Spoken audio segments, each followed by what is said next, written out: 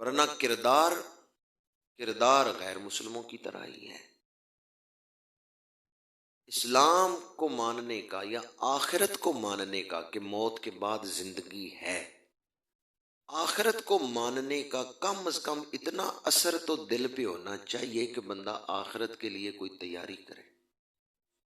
ماننے کا کم از کم اتنا اثر تو ہونا چاہیے کہ آخرت میں بدلہ ملے گا، تو بندہ ظلم نہ کرے کہ آخرت میں اس کا بدلہ ملے گا، بندہ جھوٹ نہ بولے کہ آخرت میں اس کا بدلہ ملے گا۔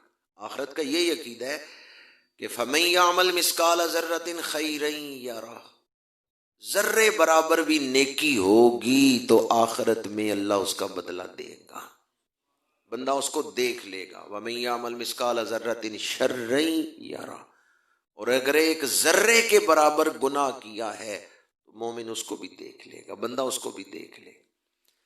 آخرت پر ایمان کا مطلب ہے یقین ہو، دل مانے جس بات کو، تو ماننے کا کم از کم اتنا اثر تو ہونا چاہیے کہ دنیا کی محبت گھٹ جائے، آخرت کی محبت بڑھ جائے۔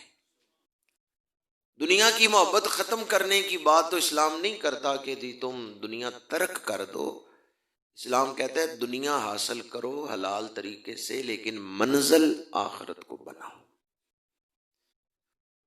آج ایک نئے سال کے سنگم پر ہم کھڑے ہیں، نیا سال شروع ہونے والا ہے، تو آئیں قرآن پاک کی اس آیت مبارکہ پر غور کریں اور اس کی روشنی میں اپنی آئندہ زندگی گزارنے کا عزم اور ارادہ کریں۔ آیت مبارکہ کا ترجمہ کرنے سے پہلے مسند امام احمد کی ایک حدیث پاک آپ کو سنا رہا ہوں۔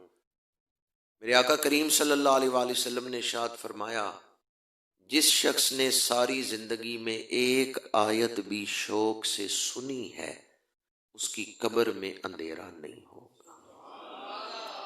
یہ قرآن سننے کا ثواب ہے، سماعت تلاوت قرآن کی یہ برکت ہے کہ جب مومن کی قبر میں نور پھیلے گا وہ فرشتوں سے پوچھے گا یہ روشنی کہاں سے آ رہی ہے؟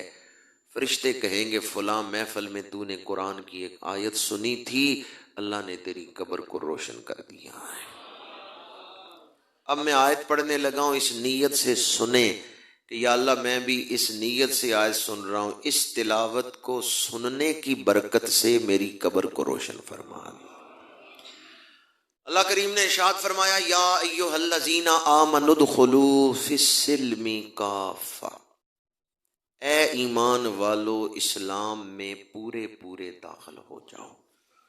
ولا تتبعوا خطوات الشیطان، اور شیطان کے نقش قدم پر نہ چلو۔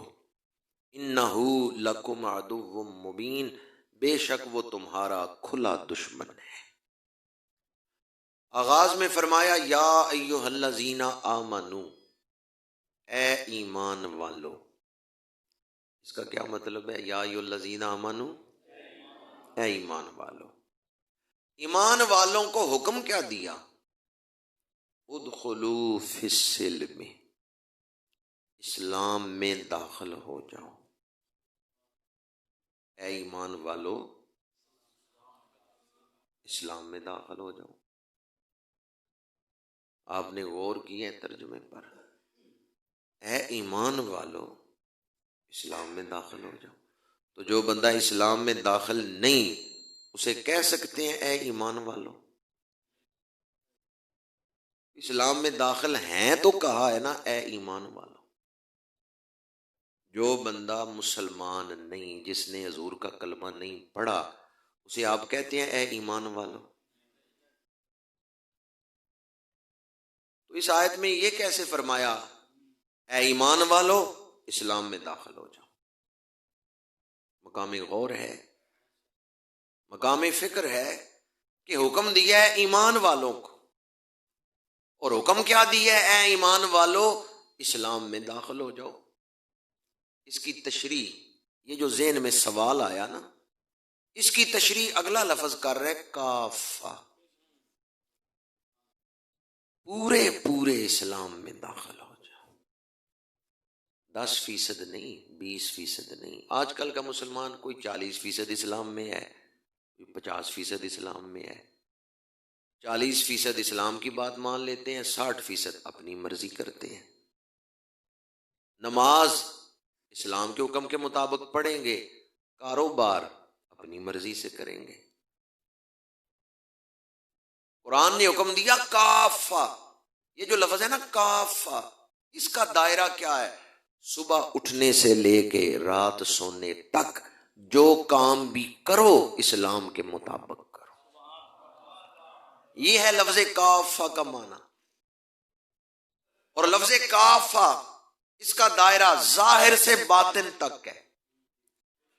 کافہ پورے اسلام میں داخل ہو جاؤ، ظاہر بھی اسلام کے مطابق ہو، باطن بھی اسلام کے مطابق ہو، قول بھی اسلام کے مطابق ہو، عمل بھی اسلام کے مطابق ہو، گفتار بھی اسلام کے مطابق ہو، کردار بھی اسلام کے مطابق ہو. زبان سے نہ بتانا پڑے کہ میں عاشق رسول ہوں، تمہارا عمل بتائے کہ تم عاشق رسول. زبان سے نہ کہنا پڑے کہ میں مسلمان ہوں، عمل بتائے بندہ مسلمان ہے. ہمارے ہاں بھی آج کل کسی کی تعریف کرنی ہو نا تو کہتے ہیں فلاں بندہ بڑا مسلمان ہے. مطلب کیا کہ وہ نیک ہے، تقوی ہے، خدا خوف ہے. یا ایھا الذین آمنوا ادخلوا فی السلم کافہ. سارا مضمون اس آیت کا کس لفظ میں ہے؟ کافہ. پورے داخل ہو جاؤ. ایک مثال دے رہا ہوں، اگر اس پہ غور کریں گے تو لفظ کافتن کا معنی آپ کو سمجھ آ جائے گا. آپ نے جگ لیا، اس میں پانی ڈالا، جگ بھرا ہوا ہے پانی سے، اس میں آپ نے لوہے کا سکہ ڈال دیا. یہ 5 روپے والا یا 1 روپے کا سکہ بھی پہلے تھا. یہ لوہے کا سکہ جگ میں ڈال دیا، سکہ پانی میں ڈوب گیا، چاروں طرف پانی ہے. دیکھنے والا یہی کہے گا کہ سکہ پانی میں ہے، لیکن کیا پانی اس سکے کے اندر بھی داخل ہوا ہے؟ نہیں. اس لیے جب بھی کوئی چاہے گا نا اس سکے کو ہاتھ سے پکڑ کے پانی سے باہر نکال سکتا ہے. دوسری طرف آپ نے رنگ لیا، سرخ رنگ یا سبز رنگ، پڑیا رنگ کی، وہ رنگ آپ نے جگ میں ڈال دیا، گھول دیا، مکس کر دیا. جیسے آپ نے سکہ نکالا تھا جگ سے، اب ذرا اس رنگ کو بھی نکال کے دکھائیں. نکال سکتے ہیں؟ اس رنگ کو نہیں آپ نکال سکتے. یہ ہے لفظ کافہ. سکے کی طرح نہ اسلام میں آؤ، رنگ کی طرح اسلام.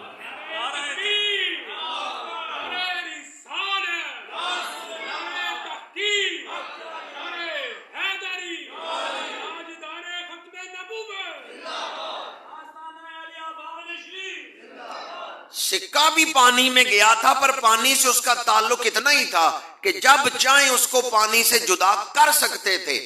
رنگ جب پانی میں گیا تو اس نے تعلق ایسے جوڑا، دنیا کی کوئی طاقت اب اسے الگ نہیں کر سکتی.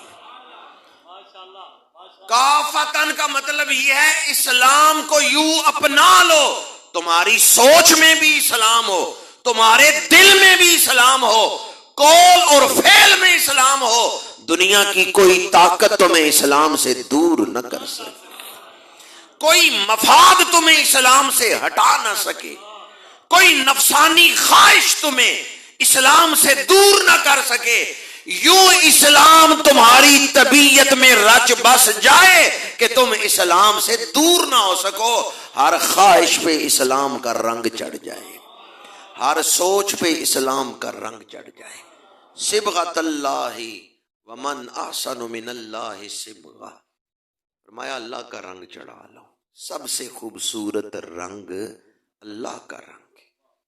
صدر الافاضل علامہ سید نعیم الدین مراد آبادی رحمت اللہ تعالی علیہ، آپ نے اس آیت کی تفسیر میں لکھا ہے، صبغۃ اللہ والی آیت کی تفسیر میں، کہ رنگ کپڑے کے اوپر ہو، کچا رنگ ہو، دھوئیں تو اتر جائے گا، لیکن اگر رنگ کپڑے کے اندر سرایت کر جائے، دھاگے کے اندر سرایت کر جائے، تو پھر وہ پکا رنگ ہوگا، دھونے سے اترے گا نہیں۔